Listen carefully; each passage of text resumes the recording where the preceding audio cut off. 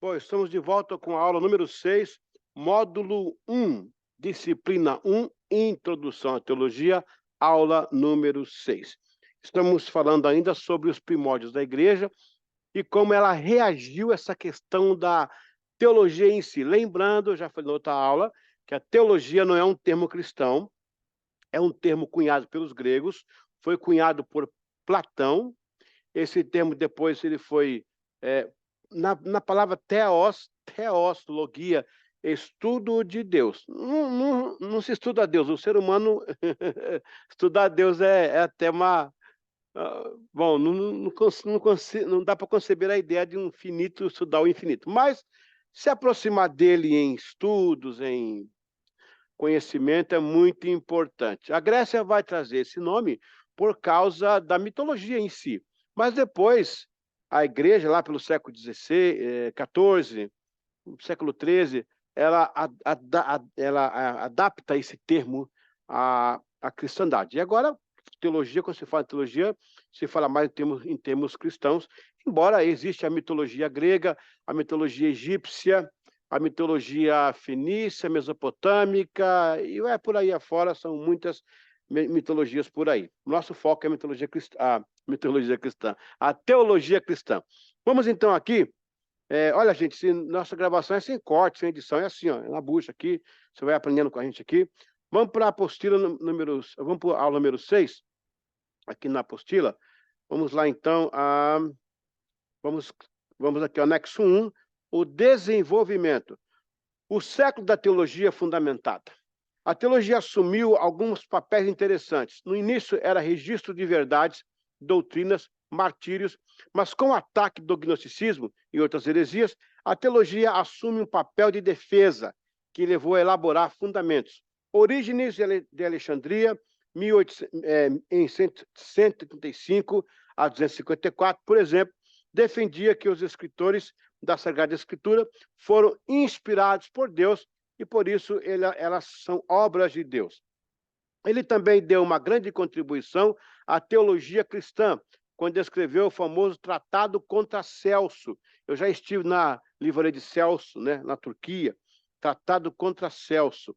Outro de igual importância foi Clemente de Alexandria, com o documento Stromata, que, embora tenha dado um certo reconhecimento à filosofia, mas mesmo assim, em sua tese, afirmou o que há de bom na filosofia foi dado por Deus. Então veja que os próprios patrísticos, os próprios iniciantes da igreja, os pais da igreja, eles tinham então a filosofia como uma serva da teologia. Eles não admitiam que a mitologia grega, ou aquela montagem grega, viesse respaldar a teologia cristã, entendendo que os termos que são usados, como o caso do Hades, né? Poseidon, tal, o Tártaro, vários nomes que são empregados na teologia, era porque a linguagem da época era grega. Não quer dizer que a Grécia ditou a teologia cristã. A teologia cristã usou os termos gregos para expandir a sua mensagem. No começo da era cristã, nós vamos ter os pais da igreja, que é a patrística, dividido em dois grupos, né? Temos os pais polemistas, ok? É os que vão enfrentar de primeira vez a questão da polêmica, porque logo no primeiro século, logo na era cristã, se levantou Marcião e tantos outros, né? Depois, na sequência, o Mani, né? Os nestorianos com Nestor, né? O Ário e tantos outros que se levantaram. Então, que polêmicas aconteceram? As polêmicas vão dar ênfase ou nascimento aos pais apologetas. Apologetas.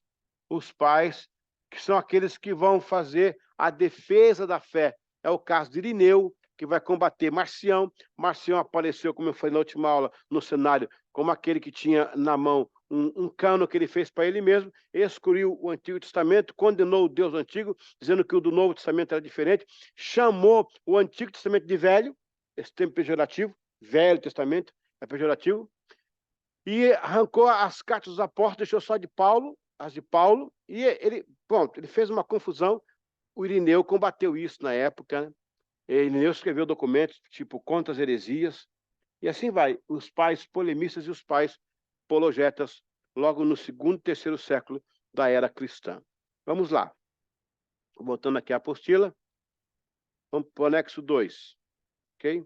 Opa, agora deu certo. Vamos lá. Anexo 2. A produção. A teologia produtiva. Deixa eu aumentar aqui um pouco para ficar melhor para a gente entender. Opa, olha aí sim.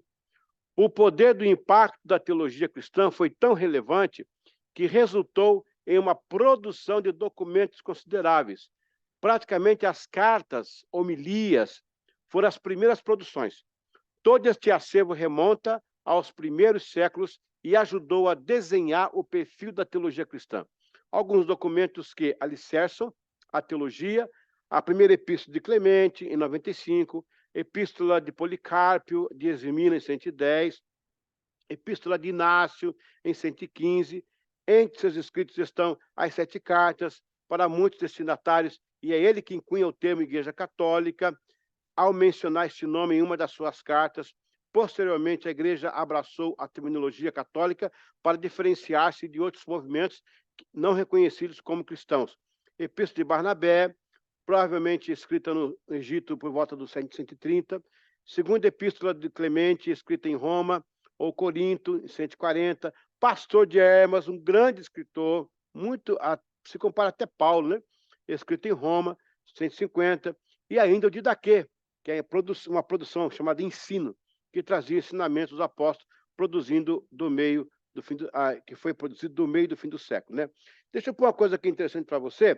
A teologia, ela vai apresentar alguns movimentos interessantes, que está aqui nesse anexo que eu acabei de ler aqui. Então, a teologia em si, vou aqui subindo, ó, no up, né? A teologia em si, o primeiro momento dela, ok? Ela vai ser auricular, né? Primeiro momento ela vai ser auricular. Ela vai ser ouvida, transmitida, falada. Eles vão reproduzir o que os apóstolos falavam, o que Jesus falou. Depois, segundo momento, ela vai ser escrita. Porque aí as comunidades vão se multiplicar, vão se reproduzir, eles vão precisar de ter esses argumentos em outras comunidades. Então, acabam por sendo escritas. E dentro da escrita, você vai ter 2 momentos. Você vai ter as cartas, e você vai ter as epístolas. Deixa eu pôr aqui. Epístolas. A carta é de maior volume, a epístola de menor volume. Dentro da parte auricular, você ainda vai ter as homilias. Por quê? Os presbíteros e os apóstolos reproduziam auricularmente das homilias. E depois, no segundo momento, a escrita com as cartas e as epístolas. Voltando aqui para a apostila, nós vamos ainda ver outra parte importante aqui agora do nosso ensino. Vamos para o anexo 3. Anexo 3, a consolidação. A teologia da consolidação da fé. Preste bem atenção. Logo após o período dos apóstolos, a segunda geração de cristãos começava a se estabelecer em termos de teologia.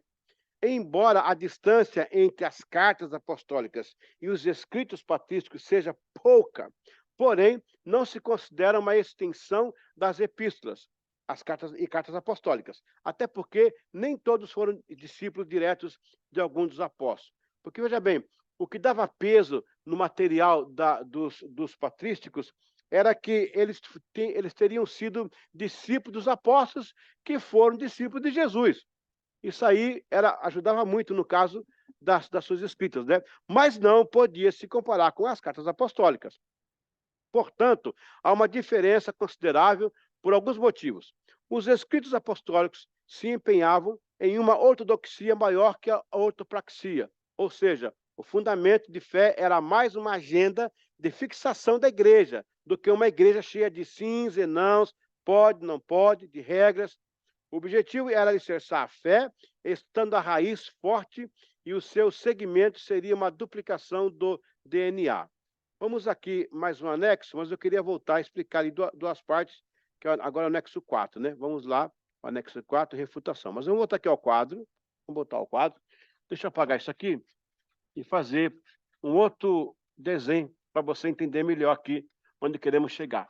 Veja, duas palavras que aparecem aí para você entender a, o começo da teologia em si, né? Nós temos ortodoxia, ok? E nós temos ortopraxia, ortopraxia. Ortodoxia é aqui tem a questão da teoria e a prática, né? Tudo aqui, ó, é teoria e prática. Ortodoxia é o que é mais perto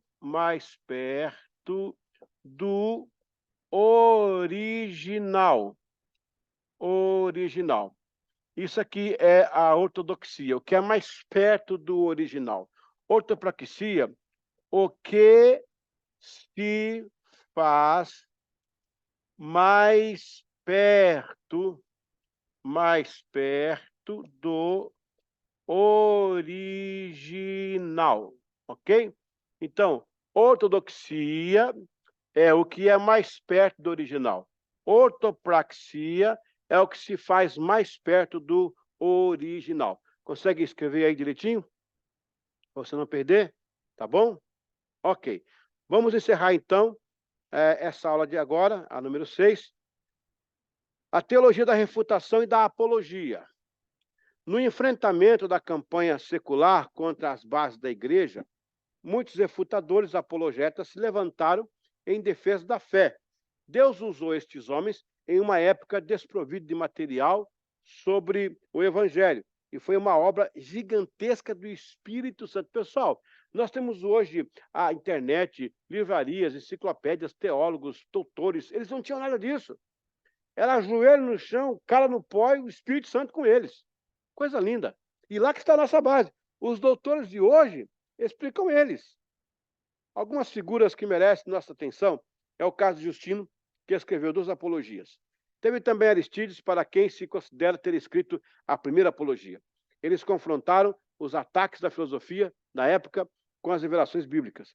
Em outro momento, tentaram alertar, elucidar as ilações, as afirmações práticas entre os pagãos que eram agora aplicadas pela cristandade. Realmente, algumas coisas que eram feitas pela igreja, que já eram feitas por algumas religiões. Interessante, eu vou entrar nisso, na matéria chamada Cultura Helenista. Não vai ser agora, não. Espere, fique no curso até chegar lá. Muito bem, encerramos a aula 6. Espero que você tenha aprendido. E vamos, então, para a aula 7. Fique comigo, não vai embora.